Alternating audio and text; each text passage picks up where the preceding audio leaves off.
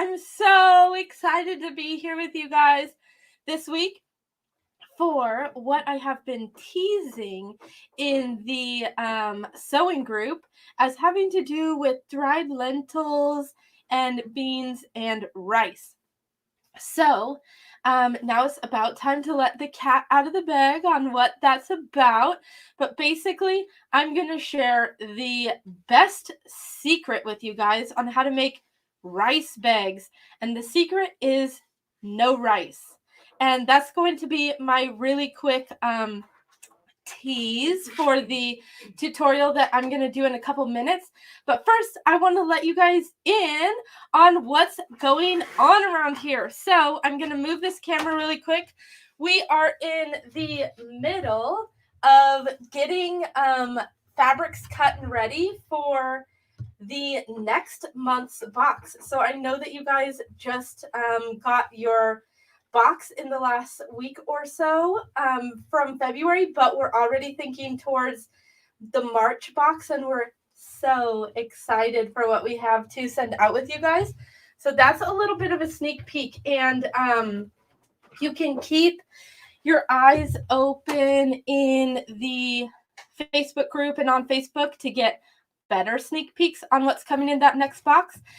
And really quick, before we get into our awesome tutorial, for those of you who are new around here and don't know what I'm talking about for the next month's box or whatever, here is a quick little snippet that's going to tell you about what we do.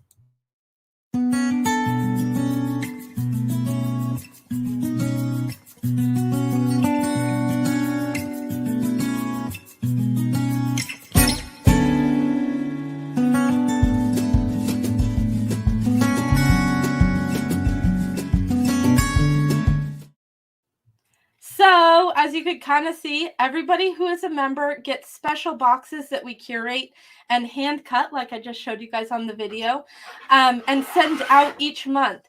The cutoff is basically we usually sell out. So if you sign up this month, the first box that you'll get is the one that we're creating to send out between March 1st and 4th. Usually we sell out and you cannot get a past box. However, we have about 6 of the February boxes left. So if you want to get in on that February box action, you don't even have to sign up for the membership. Or if you're a member and you want an extra one, maybe for a friend or something, you can go to sewwhatbox.com/store. And then right in the top, there's going to be a couple of the like a couple listings for past boxes, and in there you'll see the one for February, and you can check that out. And if you get one of those, instead of having to wait like you do with your monthly membership, since they're in stock and made and they're a past box, we'll send them out in the next 3 business days, usually a lot faster than that. So if you missed out and you want to get that, I know I've had a few people email me asking, here is the link. Okay, one more thing before we get going into our awesome tutorial. We also stream this live video onto YouTube and stuff like that. So if you aren't watching in our Facebook group, but you want to join, you can easily find it by going to sewwhatbox.com/group, and that will basically just end up redirecting you to our group on Facebook where you can click join. That way you'll get notifications all the time about these live videos, the cool tutorials, and the other information that gets posted in there, as well as getting to meet and become friends with some of the other club members. Okay, so we're going to get into our tutorial. Now, I talked about rice and lentils and dried beans. Unfortunately, I didn't have any dried beans in my pantry, so I can't show them to you, but I'm sure that you probably know what dried beans look like. I'm talking like navy beans or kidney beans or whatever those are. You find them in the dried aisle in the grocery store next to the rice usually.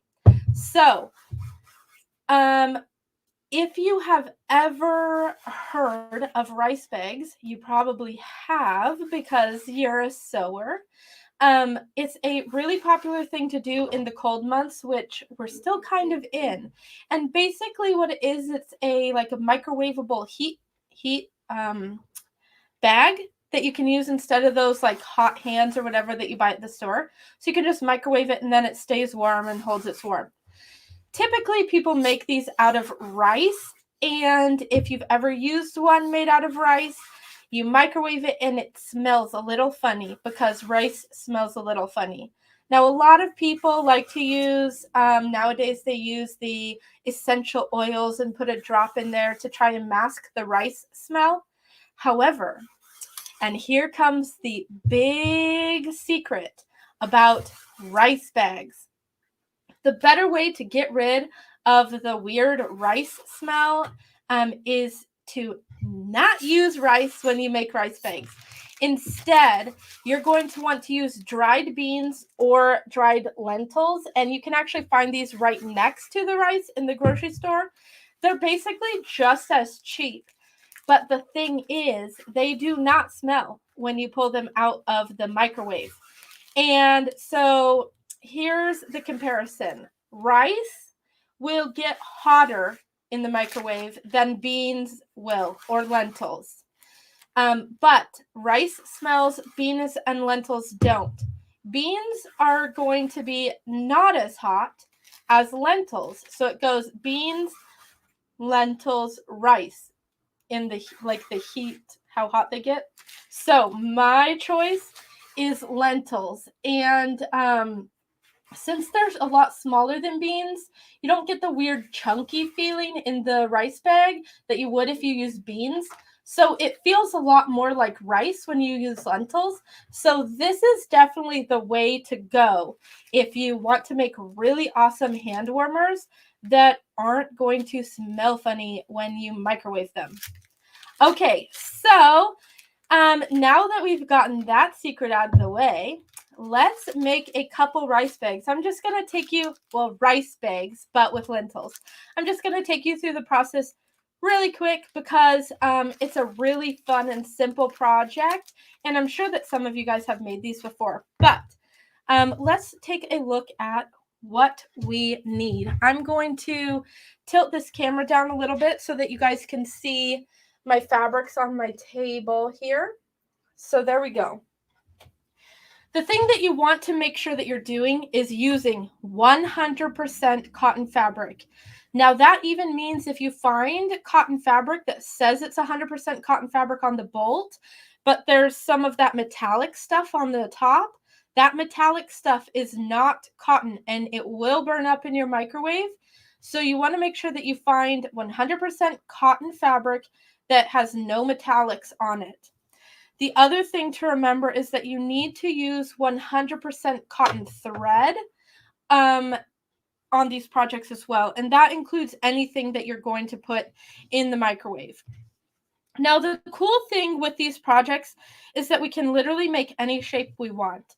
Here, I've got two little squares here that I can sew up and make into a little pocket warmer, right? Perfect size for my hands. But this one, I've got one rectangle that I'm thinking I can sew together and make like a little neck warmer or a long skinny one.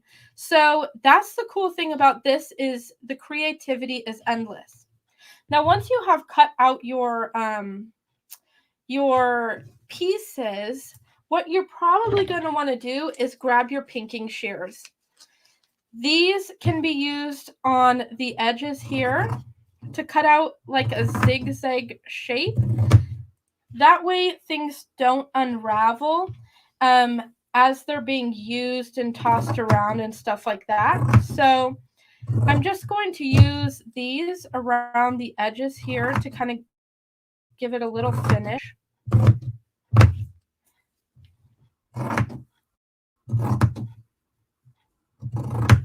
And I'm probably just going to carry on with showing you guys how I'm going to make this hand warmer one. I wanted to show you this while I was here, just to show you that, you know, you can get a lot more creative with these rice bags than just the normal typical little square thing. You could even cut out some like those kidney shaped pillows that people use on airplanes and stuff for their necks. You could even cut some of those shapes out and make some rice bags or heating bags, like that. So, like most projects, we're going to pin this or just hold it right sides together and sew all the way around this about a 1/2 inch away from the edge. You don't really want to go closer because the wear on this, it would wear through a 1/4 inch seam. So you want to make sure you're at least 1/2 inch away on your seam allowance. And we're just going to straight stitch all the way around here. But you want to leave a good size hole, probably about 2 inches wide. So I'm going to start here, sew all the way around, and then stop 2 inches away from where I started. It's important to remember to reverse stitch when you start and end, because that's going to be kind of like a knot that will hold those stitches together as we turn it inside out and as we work with it and stuff. We don't want the stitch line to unravel. So I'm going to remember to reverse stitch here. And then once I get to this corner, I don't need to stop and start another one. I can actually pivot around here and use the same stitch line. So you're going to get about 1/2 inch away from this edge here. And then make sure you can use this knob over here on this side of your sewing machine to move your needle up and down. Make sure it's all the way down. And then you can pull up your presser foot, and then this can't go anywhere because the needle is holding it. So you can just pivot this around and put your presser foot back down and then keep sewing. That way you don't have to have 4 different stitch lines. You can just do it all at once.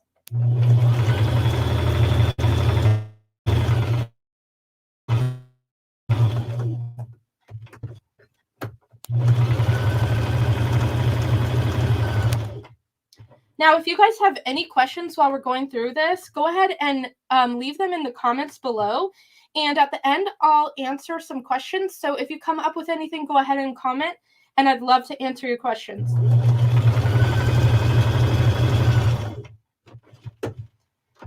All right, so now I'm on the last bit. I'm going to go until I'm about 2 inches away, and then I'm going to reverse stitch and be done.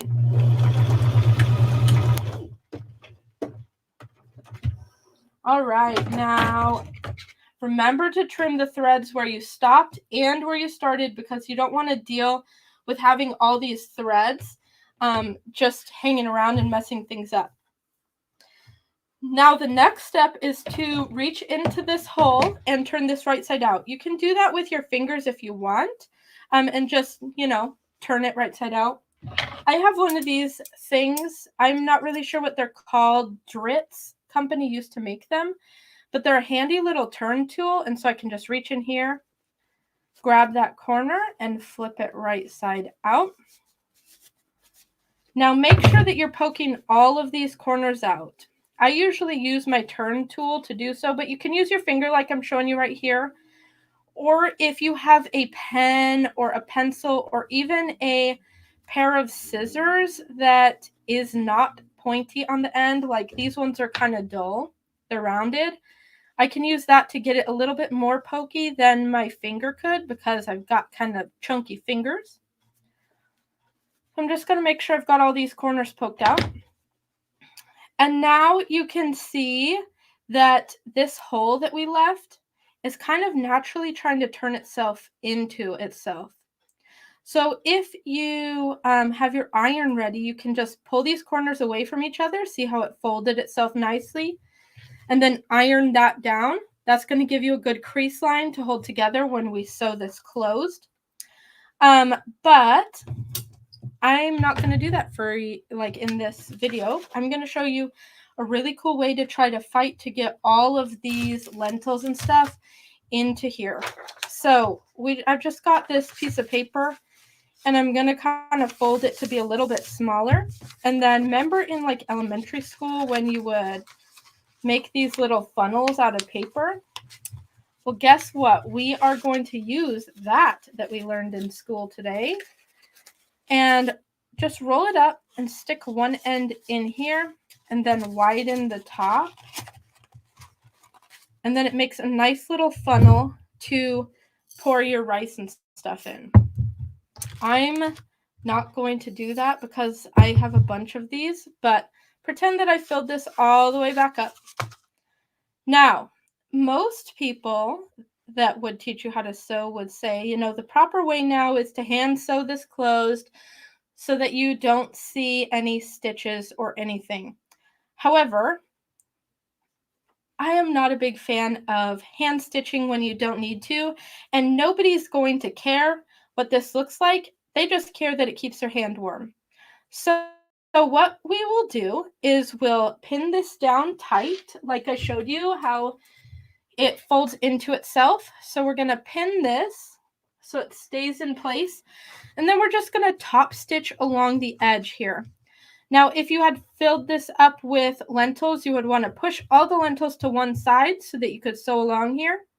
And what top stitching means is we're just going to stitch really close to the edge. So maybe like 1/8 of an inch to 1/4 of an inch away. And that's going to catch all this fabric that folded inside. So it'll hold up the, it'll hold the hole closed. So when you do this, you're going to want to reverse stitch when you start and end.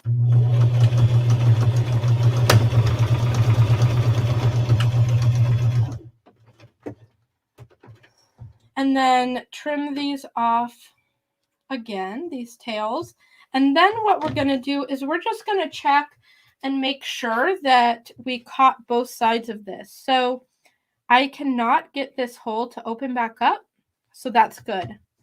So also you can see here, I don't know how close you can see, you can barely even see that top stitch since I used some thread that is basically the same color as this. So for how much you can't see that and how much faster that was than hand sewing, I'm going to vote finishing things this way every time. I mean, unless you really like hand sewing and just want to do that while you watch Netflix or something. If that's the case, have fun. Okay, guys, so I hope that that was a little bit informative. I hope that you've at least learned something during this cool live tutorial. Like I said, the secret to making rice bags is actually using lentils or dried peas. Just make sure that they're dried. Otherwise, you'll have issues. Okay, let's go see if we have any questions that we can answer.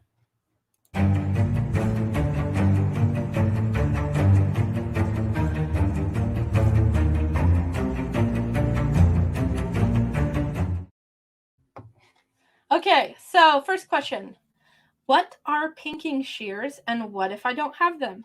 Okay, so pinking shears are like scissors, except for, can you see there? Yeah, they're zigzaggy.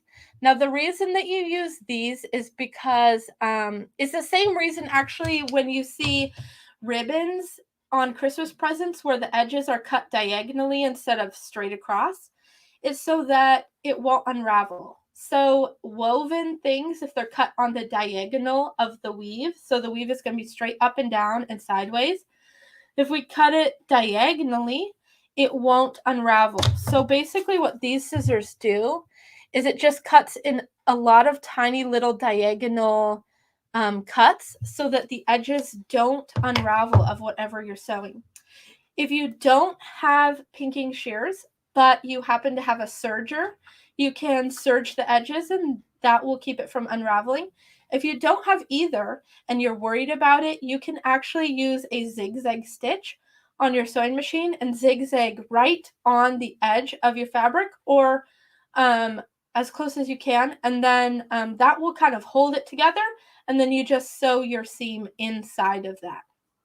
So that was a good question. Let's see. Next question. What happens if I accidentally use non-cotton thread? Okay, so don't do this. I totally did this a while ago. Probably a couple years ago now. I thought, oh, it's not going to matter if I use cotton thread because that's just a thread. Well, guess what? When you put this in the microwave, if the thread is not cotton, the thread will burn up. So it's just like a burn line along where your sewing, your stitching is. it's super weird and it smells bad. So make sure, if you're not sure on your thread, go to the fabric store and get some that says cotton thread. We also have a video on our YouTube channel that tells you which kind of cotton thread you can use on your home sewing machine, because not all cotton threads that are at the fabric store are made to be used with your sewing machine, and some of them actually have coatings on them that can ruin it. So you can scroll back on our YouTube page and see that video. If you're watching this replay and, excuse me, if you're watching this replay and want a link to that video on what cotton threads you can use, go ahead and comment and I'll reply with the link to that. So, yeah, the other thing, what happens if you use non-cotton thread, the other thing you should not use is minute rice. So this rice, if you want to stick with rice, you want to use like whole grain rice or whatever, not the quick minute rice stuff, because that stuff actually burns up in the microwave. And that really stinks. So don't do that. If in doubt, just use peas or lentils or beans. Okay, last question it looks like. What kind of lentils am I using? So any kind of lentils will work. Usually grocery stores only carry like 1 or 2 options. If you're really nerdy like me, these lentils that I like to use are called richly lentils or regular lentils. The only reason I know that is, believe it or not, I used to be in the pea and lentil industry. Weird. So these are regular lentils. This is actually typically the kind of lentils that you'll find in your grocery store. But just any kind of lentils will work. Make sure they're dried, not canned or anything like that, and they'll be perfect. Okay, guys, it looks like I don't have any other questions. Again, if you watch the replay and have questions, go ahead and drop them in the comments below, and I will reply to those as fast as I see the comments. I hope you guys have a great rest of the day and a great rest of the week and weekend. See you next Wednesday. And, if it's cold where you are, make a bunch of rice bags, and stay warm.